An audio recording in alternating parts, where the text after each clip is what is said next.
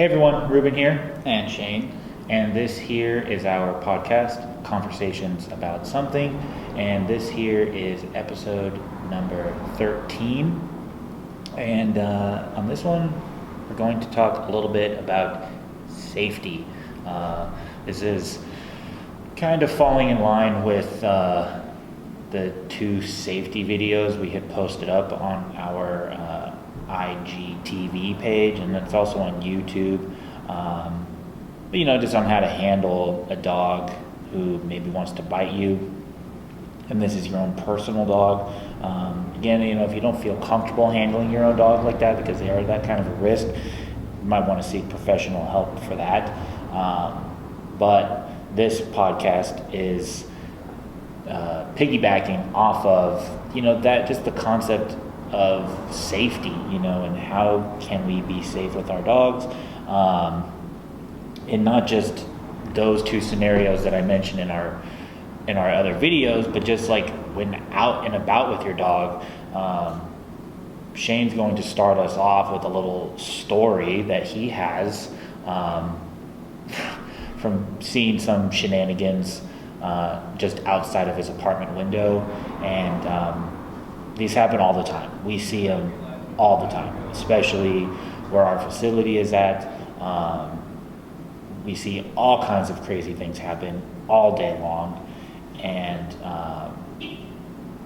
we just figured now would be the perfect time to shed some light on the do's and don'ts, I guess. So so to begin, here's Shane with his little story of some shenanigans.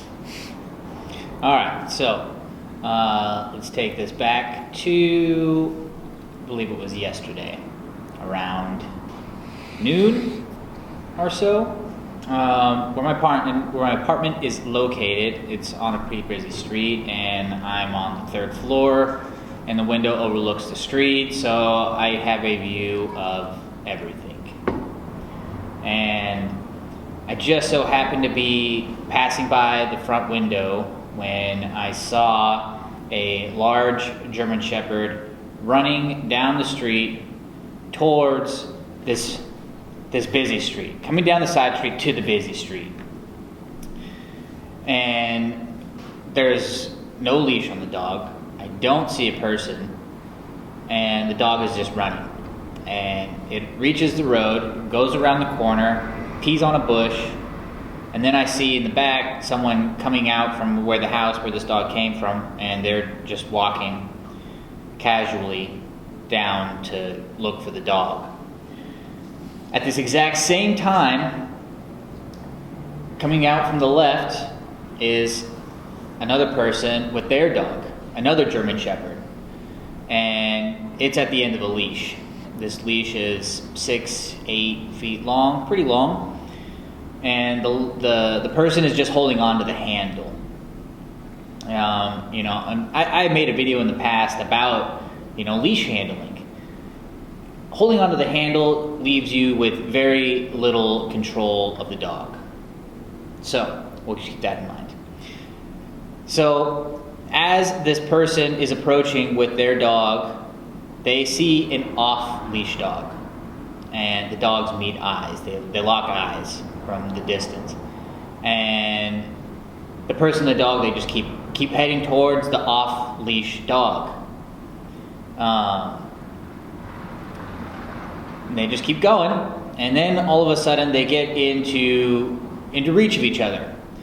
But they start barking at each other, barking, lunging, but they're not getting into each other's space. They're just there's like it's probably 8 inches of space in between the two dogs as they are barking, lunging.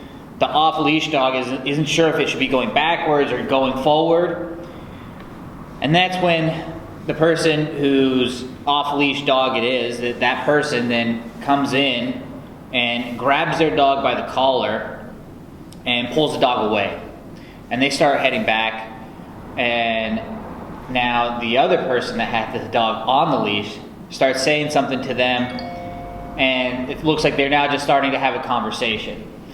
So we have a person with a dog on a leash and then a person holding a dog by their collar. The person with the dog by the collar heads back to the dog on a leash. Now she puts the dog so the two dogs are face to face, not even an inch apart. They're like, faces are like almost side by side. And I can just see the dog that was originally on leash. Its mouth is closed. He looks very serious. Meanwhile, the other dog is like slightly curious. And then they snap. Ah! Looked like the one dog that was on the leash tried to bite the other dog in the face. They're now jumping on their hind legs. Ah! Quickly, the lady that has the dog on the collar pulls him back away. Meanwhile, the dog on the leash is grabbed and being like, "Hey, what are you doing?" And now, then they separate. The dog off leash gets dragged back to its house. Meanwhile, the dog on leash goes back out to the end of the leash and proceeds to walk down this road. Now, there are several things in there that, what the craziest thing is I saw it all happen, and I more or less was like narrating it to myself. I was like, oh man, oh look it, dog's off leash, here comes a lady, oh, that dog actually stopped. Oh, now they're going pull away, oh now they're coming back, now they're meeting, oh this isn't going to be good, and then they snap. Always happens. Always happens. The lingering. It just, the dog has nowhere to go. It's pressure. It's only a matter of moment, a matter of time before the dog loses it. And it did.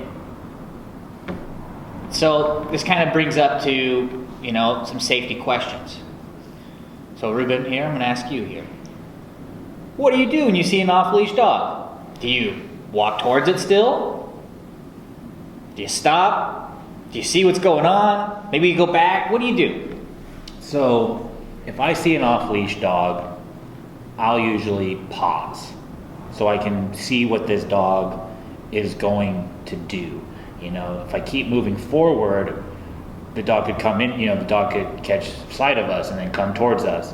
If I start to go the other direction, it again could follow us. So I would be stopping. I would also have my dog on a shorter leash, one where my dog is at my side or behind me so that I can actually get my dog or be in the position to step in front of my dog to protect them. When your dog is out at the end of their leash, they're the ones who are going to get, I guess, the blunt end of the stick, so to speak. They're going to be the first ones who experience this oncoming dog. So I would have my dog on a short leash. I would step in front of them and I would protect my dog by any means necessary. That means if that dog did come running towards us, I would use a pet convincer. If you don't know what that is, you can get them on Amazon. It sprays compressed air. It sounds like shh, but it's very loud. And that actually really works very well to stop off-leash dogs. I would kick the dog. If I had a walking stick, I would hit the dog with the stick. It's my duty to protect my dog. And especially if it was a large breed German Shepherd type dog. That dog could kill my dog. That dog could kill me. So I'm going to protect myself. So that would be the first thing. If an off-leash dog was approaching, I would stop, see what is happening, and then, act accordingly. Accordingly, yeah. Whatever. It's pet convincer, kick, stick, something. Yeah, yelling or whatever, Standing your ground, though, is very important. Like, not fleeing, because that can just cause a dog to want to come after you. And, having your dog on tools to keep them relaxed goes a long way also, you know, because if your dog is starting to react, you need to be able to keep your dog calm so that you can just manage the situation better. All right. And so the next thing that I saw then, so once the dogs then started barking and lunging at each other, you know, like seeing then the owner of the off-leash dog just reach in and grab the dog by a collar. Like she didn't come out with a leash or anything. You know, I'd probably have like a slip lead in my hand. You know, go out with like a slip lead or something to loop the dog. So I don't have to just, why don't we grab dogs by their collars? So we don't grab the dogs by their collars because we could get bit.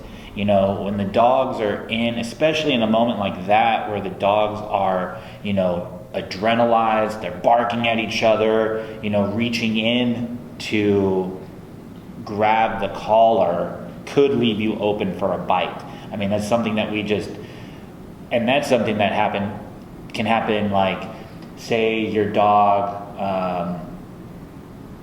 you know, I don't know, you're needing to get them out from somewhere, right? Like maybe your dog ran underneath the kitchen table and you're trying to reach in to grab your dog. Like that could leave you open for a bite.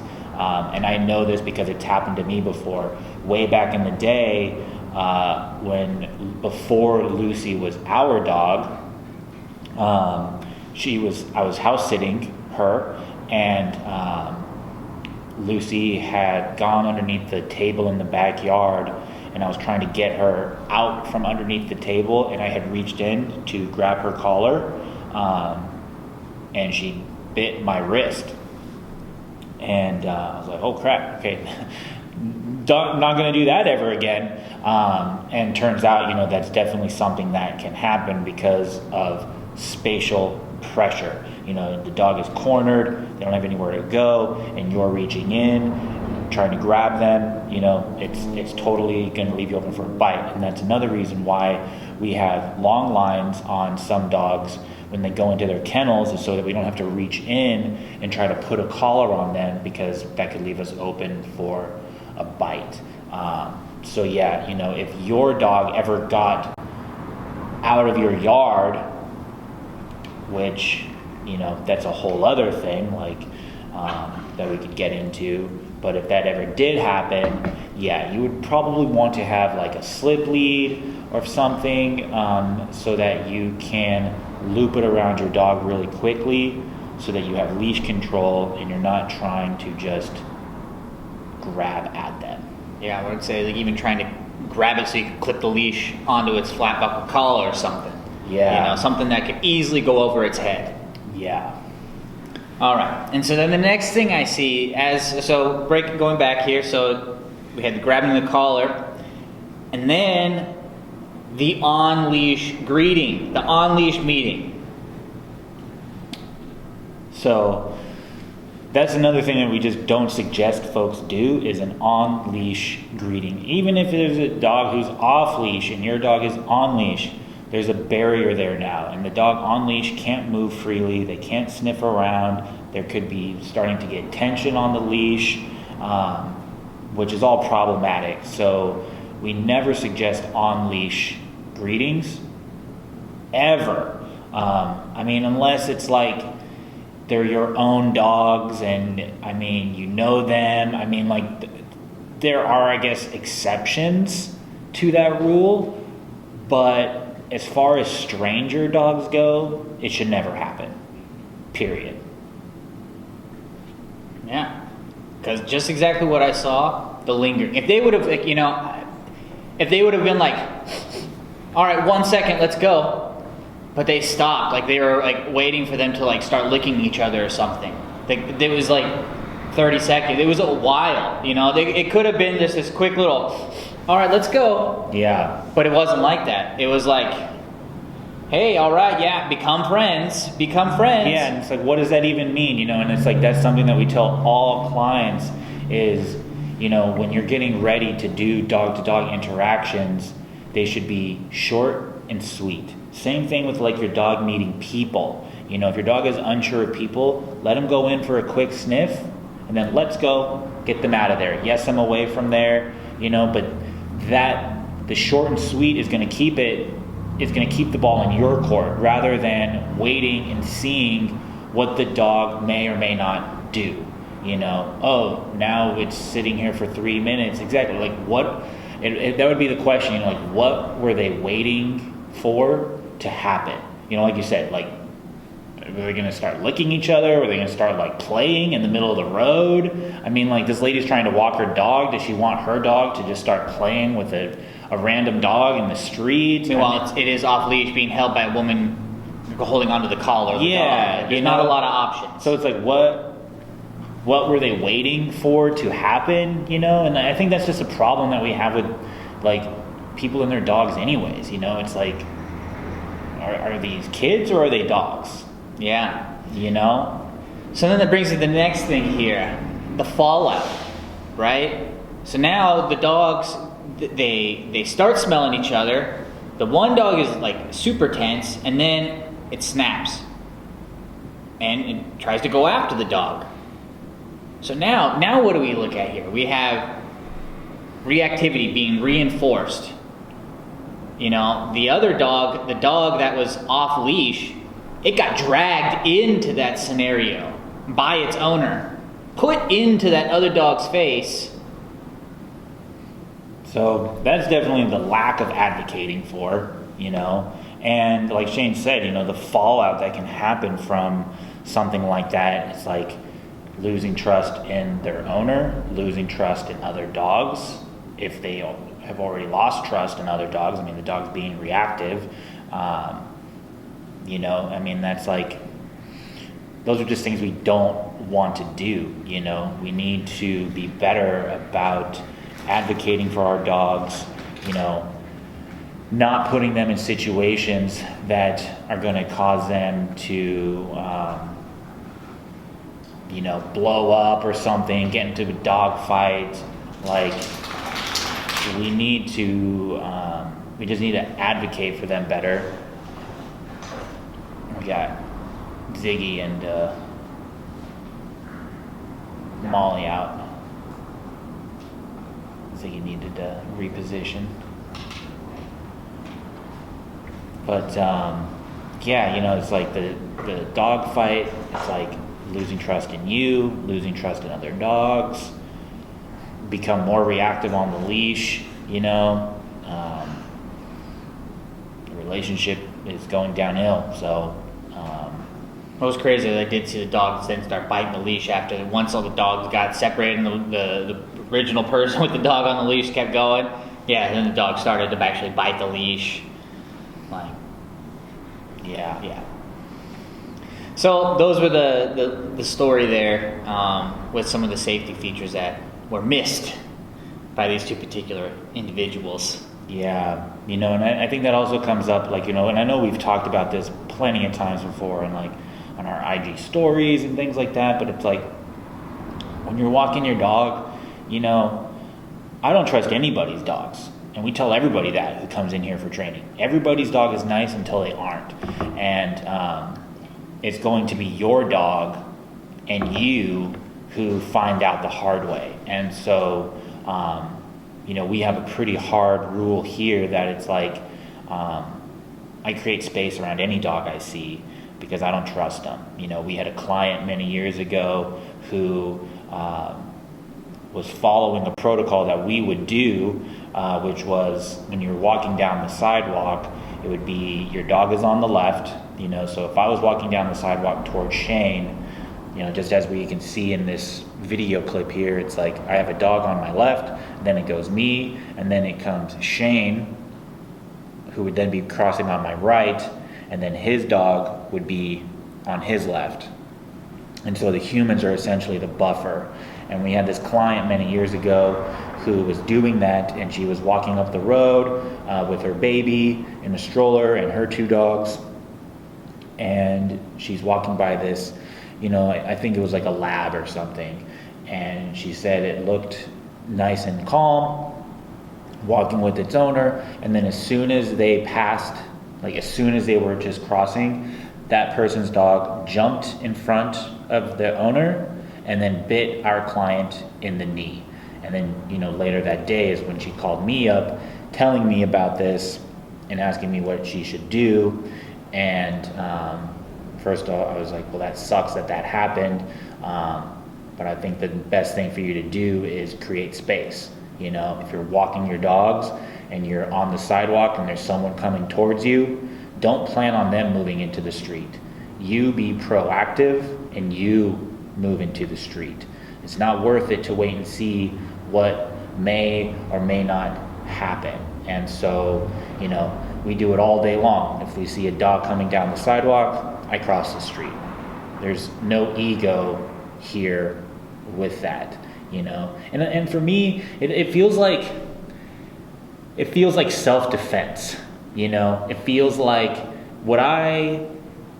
if I was walking at night and there was some shady characters at a bus stop, you know, and it was like, do I go down the shady street or do I take the longer way and like go around the block? Or do I go to the other bus stop that's down the road? You know, like maybe if my ego was all hard and just was like, screw that, I can go to this bus stop too. Yeah, you know, and then I get stabbed, you know, like people do weird things, you know, and then like there's a whole YouTube site on like weird things that people do before they're about to attack you. You know, it might be getting up close to you and asking you for a cigarette before they rob your ass. Like the looking around, constant looking around. Who's watching me? Yeah, you know, and it's like it takes one time, you know, and then what's going to happen? It's like then I'm going to be like scarred if something did happen because I was like, why didn't I go to the other bus stop? You know, for me, that's what that feels like when I cross the street. Because I don't trust someone's dog, it feels like me taking the proactive approach and just being like, I don't care. I'm not going to wait and see what happens. I'm going across the street. I don't care what these people might think, like, oh, what's wrong with their dog? Nothing's wrong with my dog. I don't trust you or your dog. Yeah. You know? I mean, it's just the reality. It is. Know? I'm not thinking bad about anybody. I'm just like, I got to protect my dog. And I'm going to do that by crossing the street, you know? And I'm not going to assume that someone else is going to do that for me. You know, some people might if they know their dog is reactive. But again, we've seen some pretty crazy things where the people will still walk their reactive dog right next to us as they're getting reactive. And they're yelling at their dog, you know, doing like they're all these surprised things. that it's doing it. Yeah, and it's like, I know this isn't new, you know, I know this has happened before. And so, yeah, we always just cross the street, you know, and it's like even with people coming down the road, I create a little bit of a bubble. And it's like, the dogs might not even have any ounce of human reactivity at all, but it's respectful for the other person who's coming toward me. Like, do I need to subject them to walking next to my dog? No. Maybe they don't like dogs. That is a thing, you know, like not everybody loves dogs. And it's just me, I think, being a good human to be like, here, I have respect for you. I'm going to create a little bit of a bubble. You know, maybe your dog gets overexcited about people. Yeah, maybe so. Creating some space. Exactly. You know, it's like, so creating some space, if you know, like, if your dog is excited, go out into the road a little bit. So therefore, the dog has more space, so that therefore it's not pressured. So, you know, there's many things that can happen. You know, the other day I was coming out here with Polka, and we saw a dog coming. You know, one of the things I always look for, what's the leash look like? You know, is it completely straight? You know, the dog is like 4 or 5 feet out in front of the owner. Are they walking the loose leash? You know, where they still are only holding the handle of the leash. The dog has then 6 feet to go out in front. You know, and so the other day I was walking with Polka and we were heading here, and it was just like that. Dog slightly out in front. I could see the leash just kind of dangling. So me and Polka would go out to the middle of the road. And then as we start to pass the dog barks, lunges, jumps at us, almost knocks the owner down. The dog almost makes it, actually the dog made it into the road. It got about, 2-3 feet away from me and my dog as we left the sidewalk and went to the middle of the road. We put about 15 feet of space between us and the person with the dog. And then that gap got closed into 3 feet. So, I like to take proactive steps just because, I don't know the people and their dogs, and I'm going to try and avoid any shenanigans that are happening with my dog there. Preventative measures. Exactly, preventative measures. So, so there's the pet convincer. That can be a really effective tool for getting dogs away from you if they are approaching you off leash. We used to use it many times over in our old neighborhood. Creating space. Short leashes. Shorter leash. Just because there's a handle on a 6-foot leash doesn't mean you grab from the handle. We're not water skiing with our dogs. Same thing with a 4-foot leash. You're short but not tight, right? It's going to put you in a better position to advocate for your dog. Now if you're in the woods, you want to hold the handle, fine, hold the handle. But if you're walking on the city streets, keep it short so that you can move your dog out of people's way, create space from other dogs, things like that. Don't run away from off-leash dogs because they'll just chase you. Don't grab your dog by the collar. Don't do on-leash greetings. Yeah, and I think that's about all we have. We got the red light flashing, letting us know that the battery's dying. So I think that's going to be a good spot to wrap it up for today. As always, thank you all for listening. We definitely appreciate you taking the time out of your day to listen to this.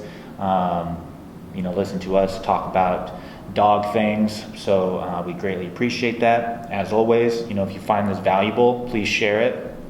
We're on all the podcast apps, Apple, iTunes, Spotify, the Google Play. All the good stuff. All the good stuff there. We also be posting up the video part of this up on YouTube. And so again, you can share it there as well. And we're also on Instagram, Facebook, LinkedIn, TikTok, YouTube, the Twitter. You can find us on all of those things.